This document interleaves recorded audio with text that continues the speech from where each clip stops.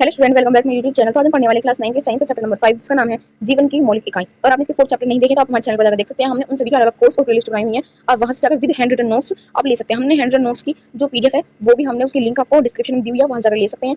ये हमारा पार्ट 5 होने वाला है। अगर आपने इसके पीछे के 4 पार्ट नहीं देखे तो आप हमारे चैनल पर जाकर देख सकते हैं, या उनकी लिंक आपको इस वीडियो के डिस्क्रिप्शन में मिल जाएगी, वहां से देख सकते हैं। तो चलिए स्टार्ट करते हैं हमारा आज का वीडियो। इसमें हमारा टॉपिक होने वाला है कोशिका भित्ति। अगर आपको किसी भी टॉपिक से रिलेटेड कोई भी प्रॉब्लम हो तो आप हमें कमेंट कर सकते हैं। हम बहुत जल्दी उस पर आपके लिए वीडियो बना के लेकर आएंगे जिससे आपके सभी डाउट क्लियर हो जाएंगे।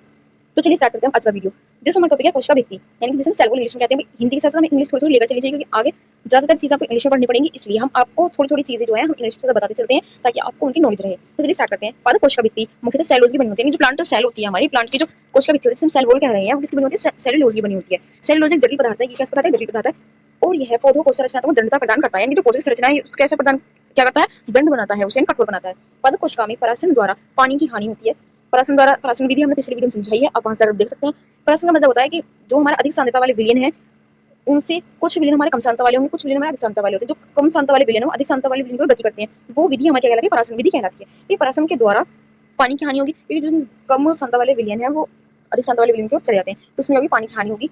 तो आंतरिक पदार्थ कोशिका झिल्ली सहित संकुचित हो जाते हैं। जो आंतरिक पदार्थ हैं जो कोशिका झिल्ली सहित, कोशिका झिल्ली में हमारी प्लाज्मा झिल्ली जिसे हम कहते हैं, प्लाज्मा झिल्ली सहित क्या हो जाएगा? संकुचन में सिकुड़ने लग जाती है। इस घटना को जीव द्रव्य कुंचन कहते हैं। क्या कहेंगे? हम सिर्फ जीव द्रव्य कुंचन कहेंगे। नेक्स्ट टॉपिक है हमारे यहाँ पर केंद्र। केंद्र कहते हैं न्यूक्लियस।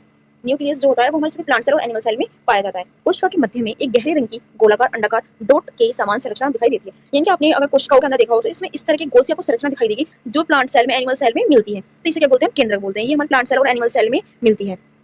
इसकी संरचना कैसी होगी? गोलाकार और अंडाकार डॉट के समान इसकी संरचना होती है। इस संरचना को केंद्रक कहते हैं। इसी कुछ रॉबर्ट ब्राउन एक साइंटिस्ट हुए हैं जिनका नाम है रॉबर्ट ब्राउन, उन्होंने इसकी खोज की थी। केंद्रक के चारों ओर दोहरे परत का एक स्तर होता है जिसे हम केंद्रक झिल्ली कहते हैं। यानी कि जो न्यूक्लियस होता है, जो अभी हमने बताया कि न्यूक्लियस होता है, इसके चारों ओर एक झिल्ली होगी। इसकी चारों ओर क्या होती है? झिल्ली होती है, जिसे क्या कहते हैं? केंद्रक झिल्ली। यानी जिसे कहेंगे प्लाज्मा झिल्ली कह दो आप, चाहे आपसे केंद्रक झिल्ली कह दो। वो इस केंद्रक के चारों तरफ होती है। यानी कि ये जो झिल्ली होती है ये हमारी जो केंद्रक होता है उसमें जो अंदर और बाहर आने जाने वाले मॉलिक्यूल है ये उन पर क्या करती है? उन्हें रोकती है। जैसे हमारे कुछ वाटर मॉलिक्यूल होंगे, कुछ वाटर मॉलिक्यूल होंगे जो कि हमारे इस सेमी परमिएबल मेम्ब्रेन या कोशिका झिल्ली के द्वारा अंदर चले जाते हैं। लेकिन कुछ हमारे मॉलिक्यूल ऐसे होते हैं जैसे कार्बन डाइऑक्साइड वगैरह हो गया, वो इसके अंदर नहीं जा पाते। क्यों? क्योंकि इसके बाहर में जो सेल है, ये हमारे अंदर वाली सेल है, इस सेल के चारों तरफ जो होता है वो प्लाज्मा झिल्ली हमारी लगी होती है। तो ये प्लाज्मा झिल्ली जो होगी जिसकी वाटर मॉलिक्यूल होगा H2O, जो जिनकी कंसंट्रेशन पावर कम होगी, जिनकी सांद्रता कम होगी, वो तो हमारे अणु इस झिल्ली के अंदर चले जाते हैं। लेकिन जैसे कि हमारा कार्बन डाइऑक्साइड ले लो अपना CO2, कार्बन डाइऑक्साइड की जो न्यूक्लियस के बाहर जो हमारा कार्बन डाइऑक्साइड पाया जाएगा उसकी सांद्रता बहुत ज्यादा हाई होती है, बहुत ज्यादा होती है, जिस कारण ये जो प्लाज्मा झिल्ली है हमारी ये हमारे कार्बन डाइऑक्साइड को इसके अंदर जाने से रोक देती है। तो ये था हमारा केंद्रक और हमने अपना कोशिका द्रव्य। मिलते हैं नेक्स्ट वीडियो में। Thanks for watching.